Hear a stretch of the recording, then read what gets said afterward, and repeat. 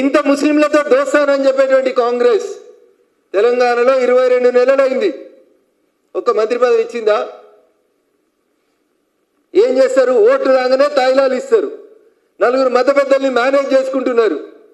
ఈ appeasement politics వల్ల అటు ముస్లిం సమాజానికి కూడా నష్టం జరుగుతుందని ఒకసారి వాళ్ళు కూడా ఆలోచించుకోవాలి.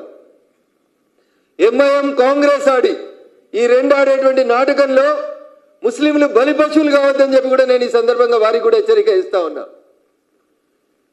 కాబట్టి దయచేసి జూబ్లీ హిల్స్కి నవంబర్ 11వ తారీఖున జరగనున్నటువంటి ఉప ఎన్నికల్లో ఏ చీకటి ఒప్పందం ఎంఐఎం పార్టీని పోటీ చేయకుండా చేసిందో చెప్పాలి.